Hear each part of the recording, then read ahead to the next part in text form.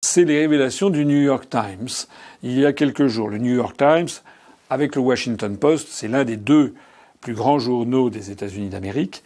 Eh bien, il y a donc quelques jours, il a sorti un article très très impressionnant, puisqu'il nous apprend, il confirme en fait tout ce qu'on pouvait dire, ce que moi j'ai dit, mais ce que d'autres observateurs ont dit également, à savoir que les rebelles syriens, les fameux rebelles syriens contre le président Bachar el-Assad, en fait, étaient largement encadrés, même très largement encadrés par la CIA américaine, et que la CIA américaine avait fait son affaire du financement de toutes ces opérations avec le gouvernement saoudien qui a filé des milliards de dollars. Voilà ce que l'on a appris. Alors, c'est évidemment tout à fait intéressant parce que ça veut dire que,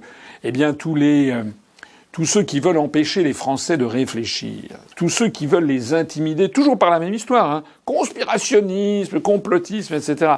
Tous les Rudy Guyet ou Ornella Reichstadt de la Terre, en tout cas en France, maintenant ils sont là, qu'est-ce qu'ils vont faire? Est-ce que le New York Times est un journal conspirationniste et complotiste? C'est ça qu'il faut nous l'expliquer. Voilà. En attendant, laissons de côté ces petits soldats de la désinformation made in USA.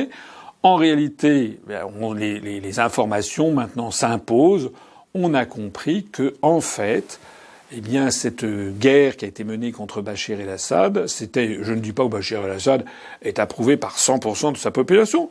Je dis qu'il doit être approuvé sans doute par quelque chose comme 60% de sa population et il a beaucoup d'opposants.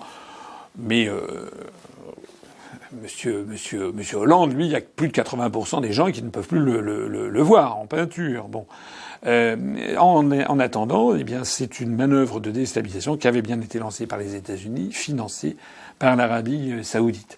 Et puis, de fil en aiguille, on imagine également que les financements ont percolé vers Daesh.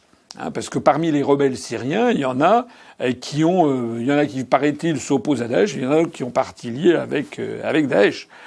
Voilà. Donc petit à petit, la vérité commence à se faire jour et elle n'est pas brillante, elle est même particulièrement accablante pour l'impérialisme américain.